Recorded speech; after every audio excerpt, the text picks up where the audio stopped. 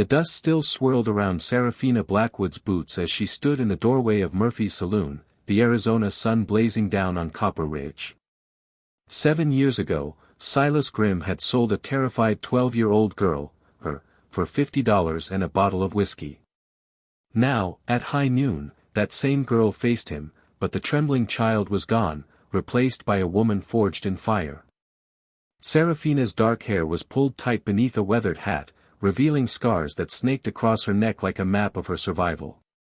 Her brown leather vest and worn denim clung to her frame, boots scuffed from a journey through hell.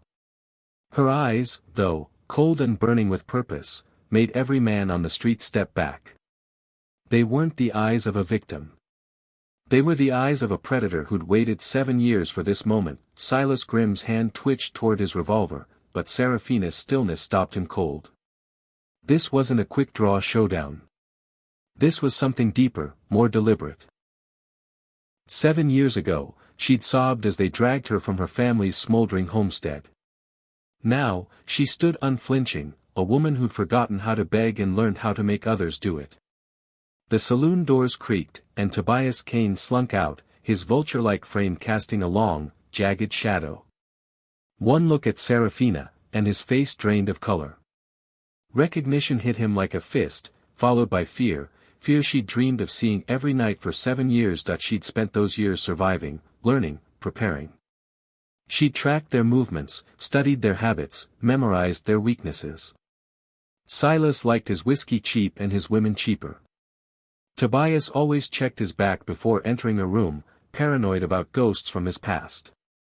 She knew how they'd react when their sins caught up to them, and now, standing in the street, she saw it unfold exactly as she'd planned. Her lips curved into something that wasn't quite a smile, too cold, too sharp. She hadn't come to talk or forgive. Some debts demanded payment in blood, and the interest had been compounding for years. Tobias whispered something to Silas, his voice trembling. The town held its breath, sensing the storm brewing. Even the horses at the hitching posts shifted nervously, as if they could smell the violence in the air. Serafina's voice cut through the silence like a blade. "Hello, Uncle Silas." The words dripped with venom, each syllable honed over years of rage. "I've come to collect my inheritance." Silas's face turned ash-gray. He knew what she meant, and so did half the men peering from the saloon's windows.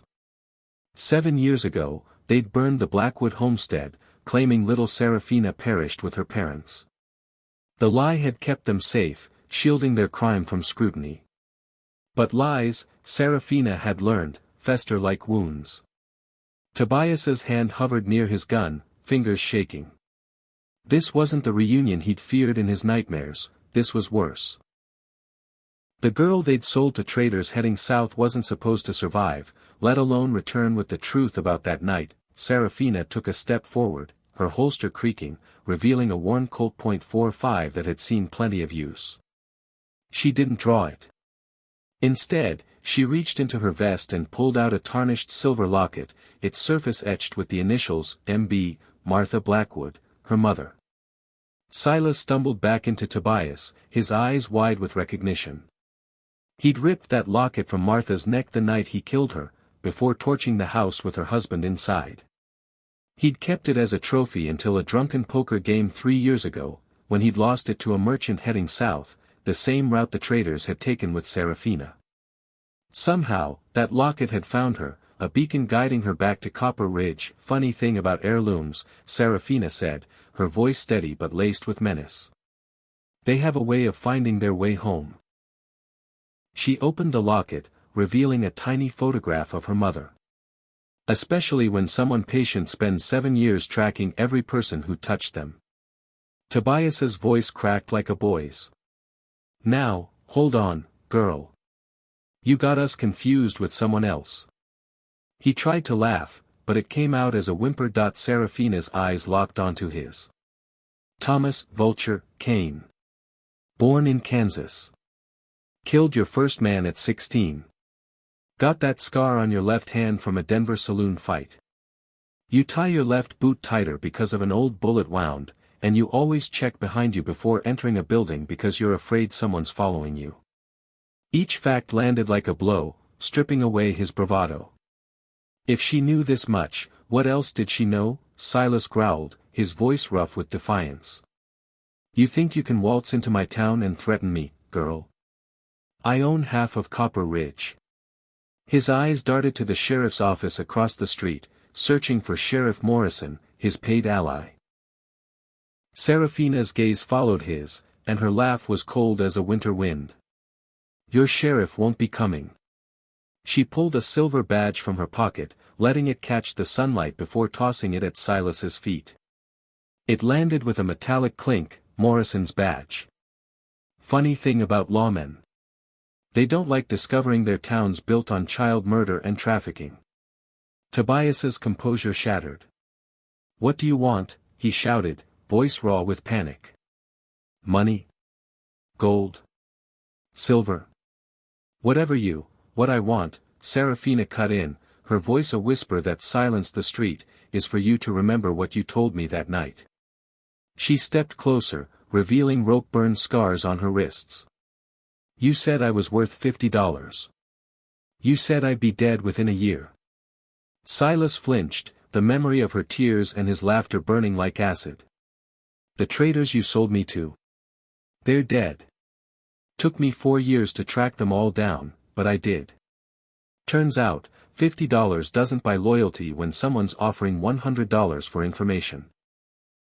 A crowd had gathered, drawn by the tension crackling like a storm.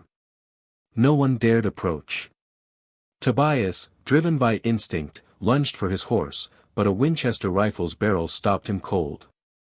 The man holding it was a stranger, his clothes marking him as someone not to cross. The lady asked you to stay, he said calmly. Might want to listen. Silas's heart sank as the stranger stepped into the light. Deputy Marshal Clayton Pierce, his badge gleaming like a warning. Seraphina hadn't come for revenge, she'd come for justice.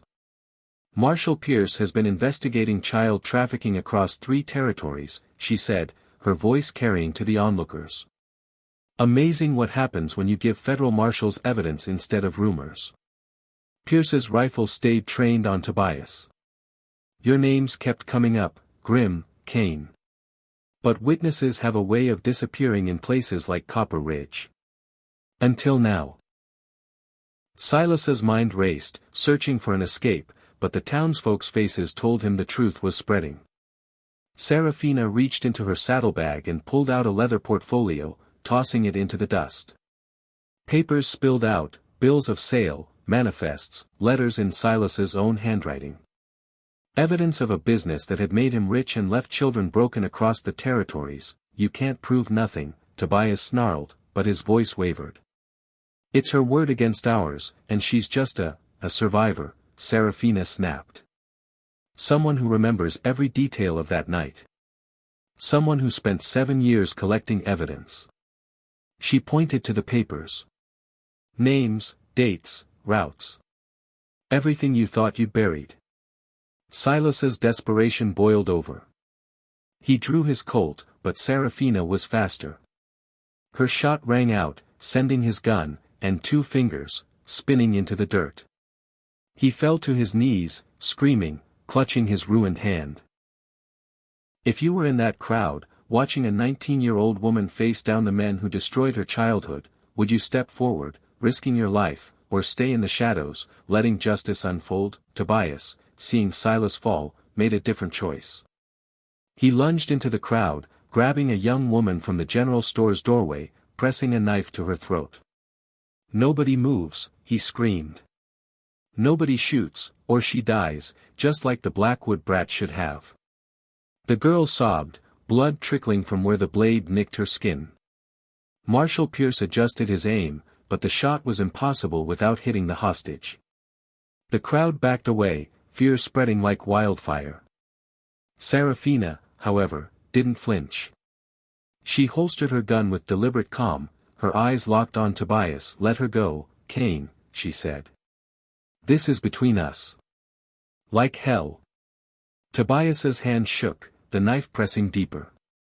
You back off, or I gut her right here. Seraphina took a step closer. 7 years ago, you told me fear was the only language people like me understood. You said I'd be grateful for any scraps of kindness. Another step. You were wrong about a lot, but you were right about fear. I learned it well. In a flash, she dove sideways, rolling behind a water trough. Tobias instinctively turned, his knife hand shifting.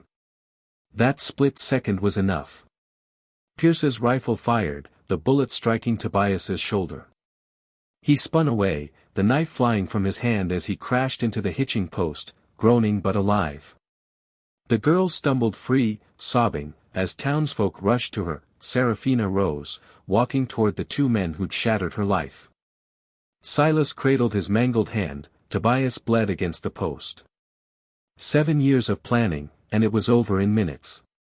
But her expression suggested over was negotiable. Pierce secured the prisoners, shackling their wrists as the crowd watched in stunned silence. Serafina knelt beside Silas, her voice low.